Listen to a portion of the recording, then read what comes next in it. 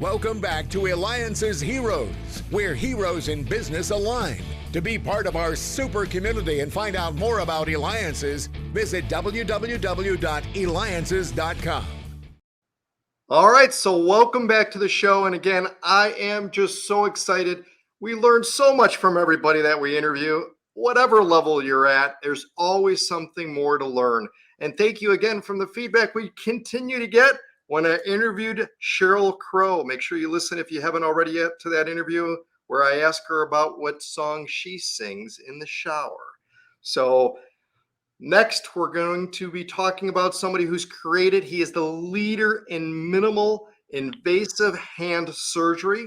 We're going to find out how he even came up with this, because hand surgery itself is nothing so much new, but to come up and create a new process is.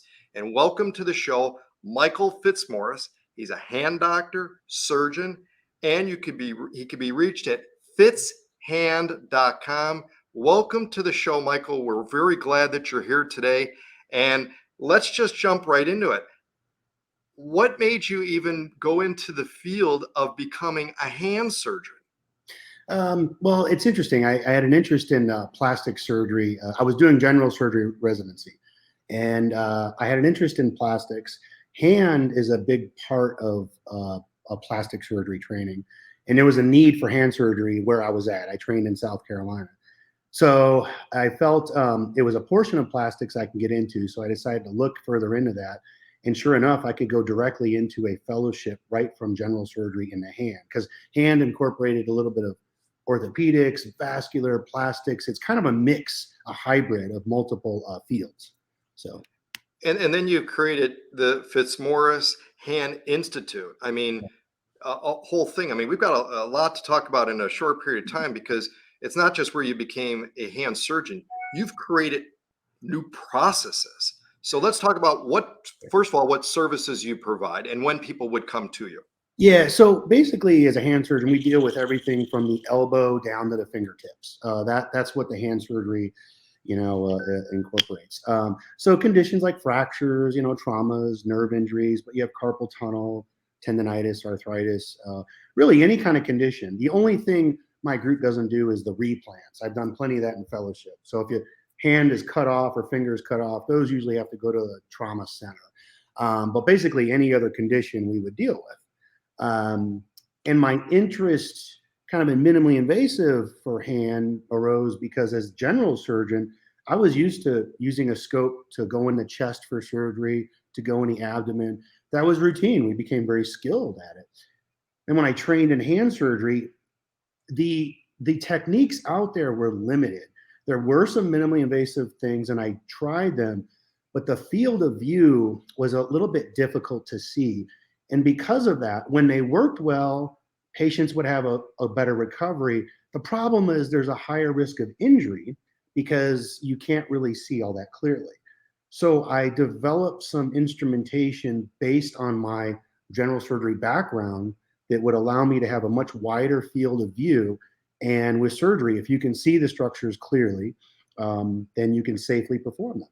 So it's really changed the way I was able to handle common hand conditions. And why nobody before you? Because there had been all these, how many years and years of all these surgeries and stuff, hadn't come up with what you did. A lot of people go into hand from an orthopedic background. So it's probably unique because of my background, the type of training I had. I just thought of things a little differently.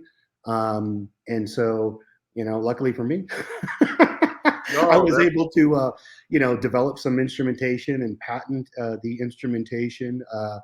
And then, and it's interesting from a because you got a business show, you talk about, entrepreneurs.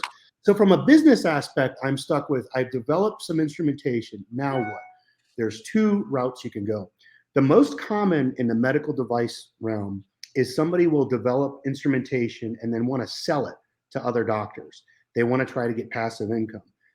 I chose a different route. I chose to keep it within my facility, and we are hiring doctors and providers.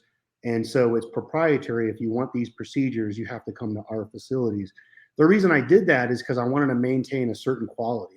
I didn't want just anybody using the instruments. And then what if they did something wrong? It gave it a bad name. So in order to have quality control, we're expanding our practice throughout the valley and hiring, more doctors. And so it's a much different type of, business idea with a medical device. But for me, it was well worth it. And because of that, we get patients come from all over the country, Mexico, Canada. I mean, it's and as you know, the Phoenix market, we were originally going to grow and go to other states, but over the past couple of years, Phoenix is boom. We don't have to go anywhere. We're expanding to multiple locations right here in Phoenix. Congratulations. Yeah. Congratulations. And again, you're listening, watching me, David Cogan, host of the Eliances Heros Show. Make sure you go to eliances.com. That's ELIANCES.com. Why? Because it's the only place where entrepreneurs align. And we have with us Michael Fitzmaurice, hand doctor, surgeon, leader in minimal invasive hand surgery, founder. You could reach him at fitzhand.com. That's FITZ hand.com. So Dr. Michael, one of the questions, a couple people had wanted me to ask you this question prior to you coming on is, the simple thing is what do people do about this arthritis that starts getting in people's hands when they get older? Is there can you create a cure for that too? Well, so our practice is very unique because I approach it with a holistic approach model. I'm a member of the Anti-Aging Society. I've done a stem cell fellowship. So we like to provide a lot of options, and a lot of it is nutrition based. I don't know if people realize this, but 90% of the doctors who graduate feel they're getting inadequate nutrition knowledge, even though they realize it's very important. And I get patients all the time come from other clinics, and we ask them, hey, did they go over a nutrition regimen for you? No, they didn't. They just offer them steroids or a prescription, medication. So if we get to people early enough and they're starting to have some early arthritis, we could put them on an anti-inflammatory regimen and some appropriate supplements, or possibly the idea of some stem cell procedures, and it could stop the process, or a lot of cases even improve their pain, so that hopefully they won't need surgery.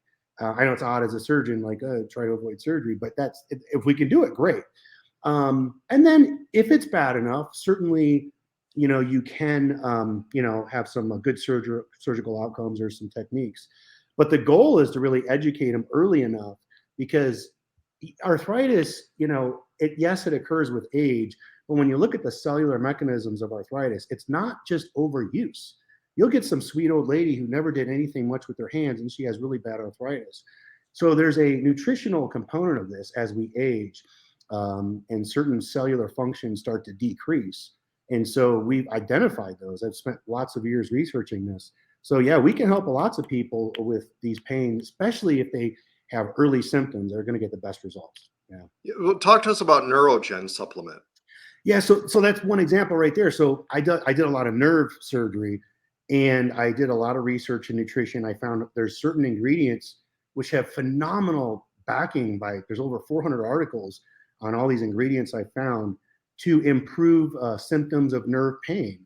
And so I put them all into a formula. And here's again a very interesting business concept in the nutrition world. I did it because a lot of the people who were using the product were out of the medical facility I had. And I was selling some online. But to me, it had to have a certain quality. So I only put the ingredients at the therapeutic dose in the research in my formula.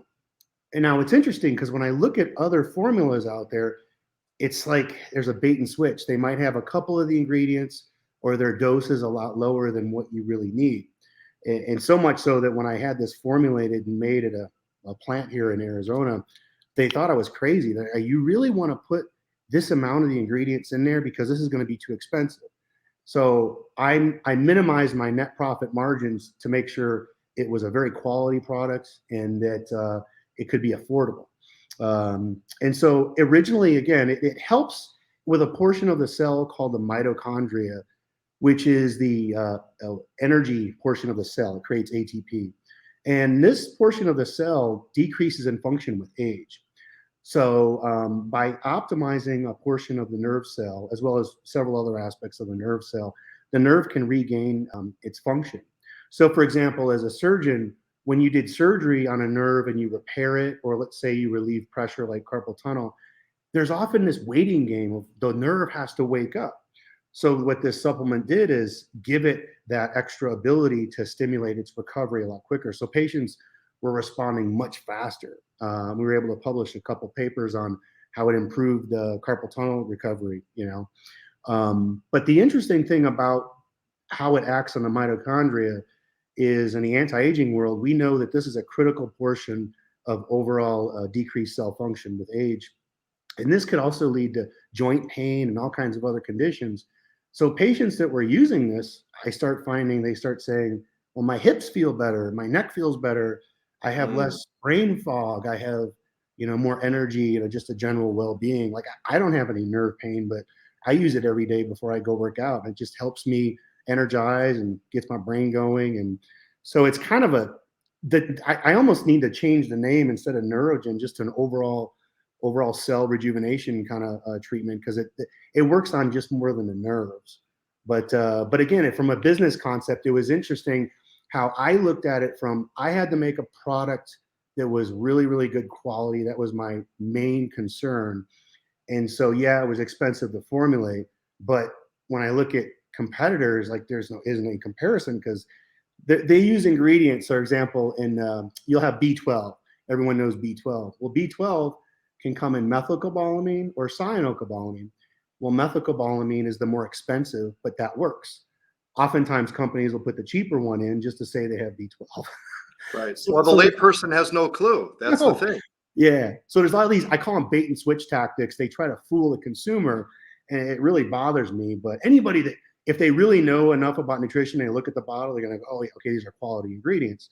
But the average consumer, they can be misled by other products, unfortunately. Yeah. And where can we get this then? At fitshand.com or? Yeah, there's a separate website, but from fitshand.com, it can take you to that nutrition site. And it kind of goes along with our whole idea, like how can we optimize the patient's improvement? Obviously you want to, have minimally invasive surgery as an option, but then what kind of nutrition regimen, what kind of supplement regimen can you combine to get the very best outcome and the quickest recovery? It's amazing. And what kind of secrets can you share though with those that are now entering, medical school? They're trying to find their niche. They'd love to have been able to, you've made such an impact in the entire industry, right? Within just hand surgery and now nutrition coming up next and stuff. What kind of secrets can you share with them of what they can do to navigate and to look at and go, how can I do that? Instead of just going in, which is a big deal of itself, doing the same exact surgery, keeping the blinders on, everything's rock and rolling, and not looking outside of improving an entire field. Well, I would say the biggest thing is keep your eyes open. And I've heard this from entrepreneurs in business, keep your eyes open for opportunities, right? And in the medical world, keep your eyes open and